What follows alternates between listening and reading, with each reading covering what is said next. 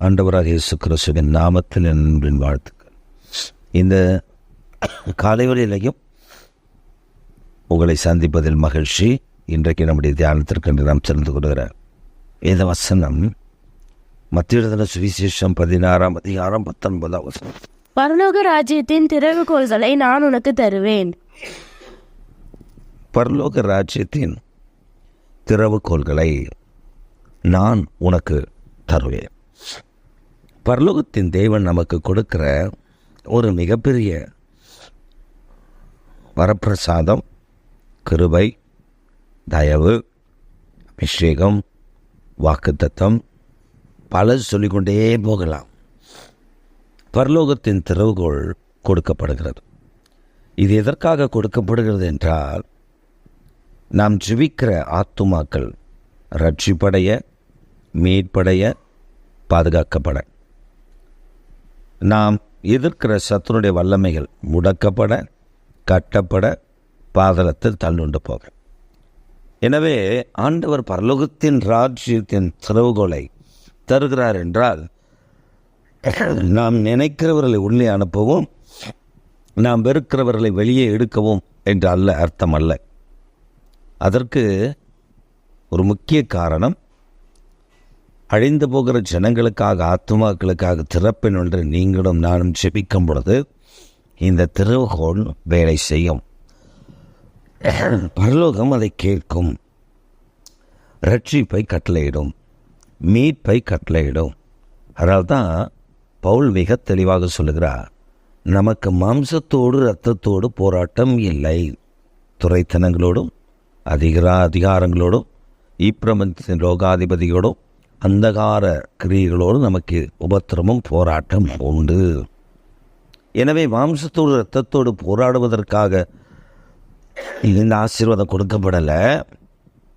மாறாக அழிந்து போகிற ஆத்துமாக்கள் மீட்படைய, காப்பாற்றப்பட, ரட்சிக்கப்பட, போதை வசங்களில் இருக்கிறவர்கள் ரட்சிக்கப்பட, குடியினாவில் பிடிக்கப்பட்டவர்கள் ரட்சிக்கப்பட, இச்சையினால் பிடிக்கப்பட்டவர்கள் ரட்சிக்கப்பட, பொல்லாத இருதயமுடையவர்கள் ரட்சிக்கப்பட, வெறித்தன கொலைவெறியின் ஆவியை பிடித்தவர்கள் ரட்சிக்கப்பட, இயேசு கிறிஸ்துவின் அன்புக்குள் வராத எல்லா ஜனங்களும் ரட்சிப்படைய, மீட்படைய, வாலிபர்கள், பெரியவர்கள், முதியவர்கள், இப்படி எல்லாருக்காகவும் திறப்பில் நின்று செபிக்க ஆண்டவர் இந்த கிருபையை நமக்கு தந்திருக்கிறார்.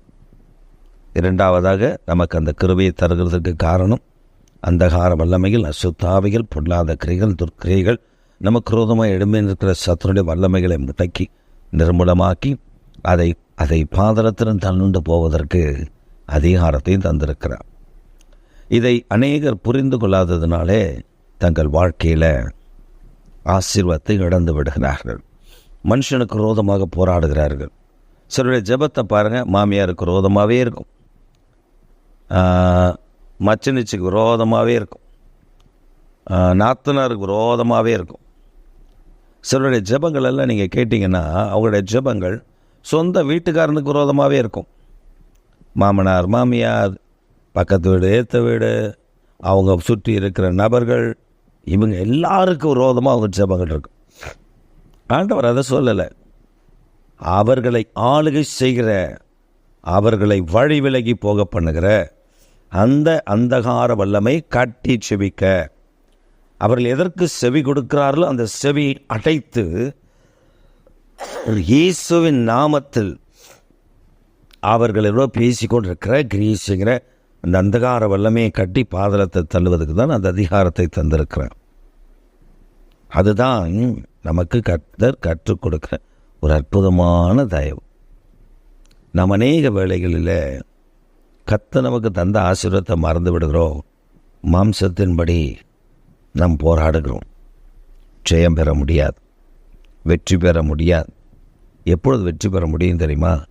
அந்த ஆத்துமாவுக்காக நீங்கள் செபிக்கும் பொழுது. அதனால்தான் ரோமர் கழுத நிருபத்தில் சொல்லும் பொழுது சொல்லுகிறார் பவுலடியா, நன்மையை தீமையினால் வெல்லாமல் தீமையை நன்மையினால் வெல்லு. ஒருவன் தீமை செய்தான், நன்மையினால் வெல்லு. நன்மை என்ன தெரியுமா? அவனுக்கு போய் ஏதாவது நன்மை அதல்ல, அவன் ஆத்துமா ரட்சிக்கப்படும்படி நாம் செபிக்கிறோமே, அதுதான் நன்மை. எவரும் செய்ய முடியாததை நாம் செய்கிறோம், வேதத்தில் தாவீது இதை செய்தார். தாவீது என்ன தெரியுமா செய்தார்? அவருடைய கரத்தில் சவுல் ஒப்புக்கெடுக்கப்பட்ட போது அவருடைய படை தலைவர்கள் கேட்குறாங்க, ராஜாவே ஒரு வார்த்தை சொல்லும்.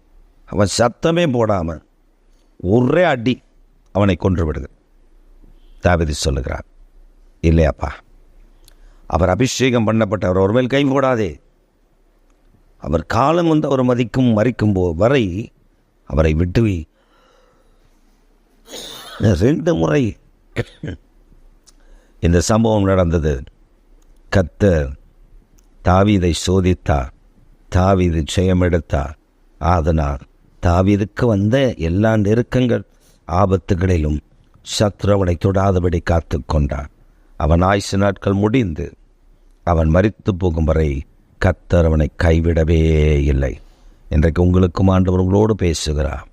நீங்களும் நானும் செய்ய வேண்டிய ஒரு காரியம், தீமை செய்கிறார்களா? பயப்படாதிருங்கள், நீங்கள் நன்மை செய்யுங்கள். அவருடைய ரட்சிப்புக்காக ஜெபியுங்கள். அவருடைய அக்கிரமங்களை மன்னித்து ஜெபமனுங்க. கர்த்தர் பெரிய நன்மைகளை செய்கிறதை நீங்கள் நானும் பார்க்கக்கூடிய கிருபை கர்த்தர் தருவார்கள். சர்வ வல்லமுள்ள தேவனே, எங்களுடைய பிதாவே, இந்த நல்ல காலை வேளைக்காக உமக்கு ஸ்தோத்திரம். இந்த காலை வேளையிலையும் உம்முடைய குமாரனாகிய இயேசுவின் நாமத்தில் நாங்கள் வருகிறோம். இன்றைக்கு நாங்கள் ஜெபிக்கிறோம். பரலோகத்தின் திறவுகளை நீர் எங்களுக்கு தந்திருக்கிறீர்.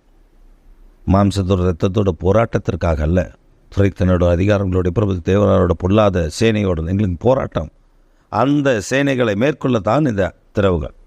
இதை நாங்கள் அறிந்து செயல்பட கர்த்தர் நீர் அனுக்கிரகம் செய்யும். கிருபைதாரும் பலந்தாரும் வல்லமையினால் நிரப்பிவிடும். இயேசு கிறிஸ்துவின் நாமத்தில் ஜெபிக்கிறோம் ஜீவனுள்ள நல்ல பிதாவே, ஆமென்.